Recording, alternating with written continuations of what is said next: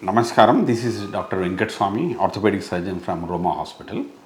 So we're doing this video as part of general awareness. మనం ఈరోజు పటల్లో femoral joint అంటే మోకాలు కుడక కీల్ గురించి మనం మాట్లాడుకుందాం. మామూలుగా మనం మోకాలు అంటే ఈ ఫీమర్ అంటే థాయి బోన్ తొడకు సంబంధించిన ఎముక, ఇది కాలుకు సంబంధించిన ఎముక టిబియా అంటాము. మోకాలు చిప్ప పటెల్లా అంటే సో దీంట్లో అంటే ఈ కీలో ఒకటి టిబియోఫిమరల్ జాయింట్ అంటాము. ఆ తర్వాత సో మోకాలు కుడుక థైబోన్తో అయ్యే జాయింట్ అని ఇది పటెల్లోఫిమరల్ జాయింట్ అంటాం. మనం ఈరోజు పటెల్లోఫిమరల్ జాయింట్ అంటే ఈ మోకాలు కుడుక జాయింట్ గురించి మనం మాట్లాడుకుందాం. దీనికి ఏ రకమైన ఇబ్బందులు రావచ్చు, ఫస్ట్ చిన్నపిల్లల్లో, తర్వాత మధ్య వయసులో, ఆ తర్వాత ఓల్డ్ ఏజ్లో ఏం రావచ్చు. చిన్నపిల్లల్లో ఏం రావచ్చు, చిన్నపిల్లల్లో మనం రెండు రకాల ప్రాబ్లమ్స్ మాట్లాడుకోవచ్చు. ఒకటేమో డిస్లొకేషన్, ఇంకొకటి ఆస్ట్గుడ్ స్లాటర్స్ డిసీజ్ అని అంటాం. సో చిన్నపిల్లల్లో డిస్లొకేషన్ అంటే యూజువల్గా టీనేజ్లో గ్రోత్ అంటే ఆడపిల్లలు 14-16 సంవత్సరాల వరకు పెరుగుతారు, మగపిల్లలు 16 నుంచి 18 సంవత్సరాల వరకు పెరుగుదల. సో ఆ పెరుగుదల లోపల ప్రాబ్లమ్స్ రావచ్చు. ఎస్పెషల్లీ ఆడపిల్లల్లో ఈ నీ క్యాప్ అనేది తొలగడం అంటే డిస్లొకేషన్ అవ్వచ్చు. దీనికి రకరకాల కారణాలు అంటే మోకాలు ఈ జాయింట్ సరిగా ఫామ్ కాకపోవడం అవ్వచ్చు. సో యూజువల్గా ఈ డిస్లొకేషన్ ఆడుతున్నప్పుడు లాటరల్ సైడ్ అంటే ఇట బయట వైపు తొలుగుతుంది అన్నమాట. సో యూజువల్గా మైనర్ ఇష్యూస్ ఉన్నప్పుడు ఫిజియోథెరపీ కనుక చేస్తే తొడ కండరాలు అంటే క్వాడ్రిసెప్స్ కనుక బలంగా చేస్తే కనుక యూజువల్గా ఓవర్ ది ఏజ్ అది కరెక్ట్ అవుతుంది. కరెక్ట్ కానీ పిల్లల్లో పటెల్లోఫిమరల్ లిగమెంట్ అనేది ఈ కుడుక భాగాన్ని ఇటువైపు స్టెబిలైజ్ చేయడానికి ఆపరేషన్ అవసరం పడవచ్చు. సో దాంట్లో తొడ కండరాన్ని తీసుకొని ఈ పటెల్లా అంటే కుడుక భాగాన్ని ఈ థై జాయింట్ బోన్కు ఒక రకంగా ఫిక్స్ చేయొచ్చు.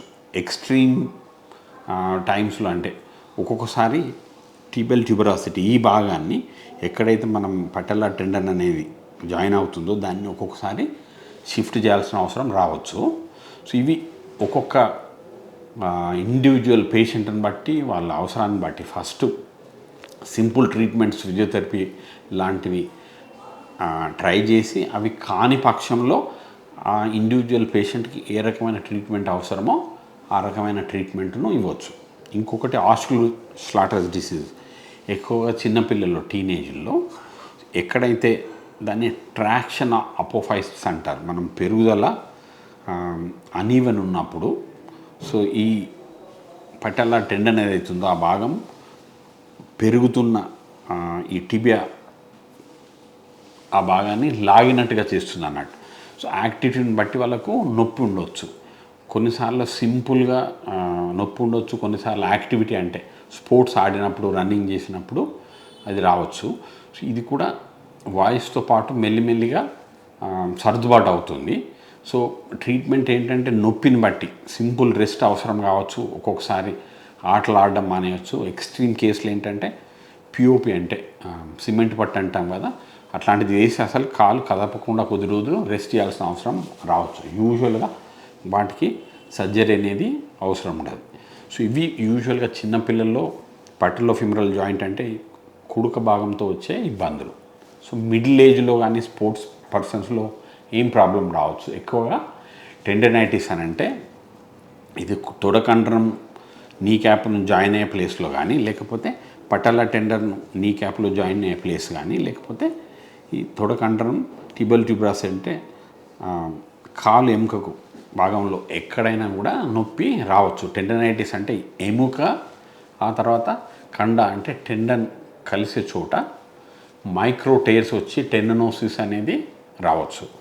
అగైన్ పేషెంట్ ఇబ్బందిని బట్టి సింపుల్ మజిల్ స్ట్రెంథనింగ్ కానీ లేకపోతే స్ట్రెచ్చింగ్ వల్ల కానీ ఈ ప్రాబ్లమ్స్ను సాల్వ్ చేయొచ్చు.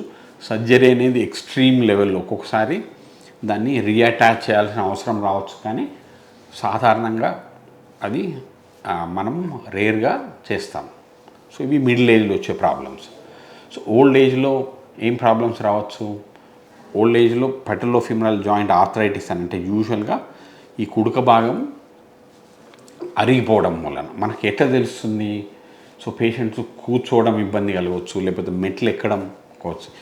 ఈ మూవ్మెంట్ ఏదైతే పెటలోఫిమరల్ జాయింట్ మూవ్మెంట్ కుడుక భాగం ఏదైతే ఉందో అది మూవ్ అయినప్పుడు ఇబ్బంది అయితే కనుక అప్పుడు మనం ఎక్స్రే తీసి కానీ, సిటీ తీసి కానీ, ఎంఆర్ఐ తీసి కానీ సో ఆర్థరైటిస్ అనేది గుర్తించి దాన్ని ట్రీట్ చేయొచ్చు. యూజువల్గా ఫస్ట్ సింపుల్ మెడికేషన్ కానీ ఎక్సర్సైజ్ ట్రీట్ చేసి అది కాని పక్షంలో ఆపరేషన్. సో సెలెక్టివ్గా పెటలోఫిమరల్ జాయింట్ రీప్లేస్మెంట్స్ ఉన్నాయి, డిజైన్ ఉన్నాయి. కానీ వాటి రిజల్ట్స్ ఆ తర్వాత total knee replacement results compare చేస్తే టోటల్ జాయింట్ రీప్లేస్మెంట్ రిజల్ట్స్ అనేవి కొంచెం ప్రిడిక్టబుల్, అంటే మనకి బెనిఫిట్. సెలెక్టివ్ జాయింట్ రిప్లేస్మెంట్ అంటే again only few people can do it. దాని తర్వాత ఇవి రివిజన్కి సంబంధించిన ఇబ్బందులు ఉండవచ్చు, but it still it is between the patient and the surgeon. So what operation is to be done depending on selective femoral patellofemoral joint replacement చేయాలా, total joint replacement చేయాలనేది ఆ individual patient doctor వాళ్ళిద్దరు చర్చించుకున్న తర్వాత they can come to a decision and do it.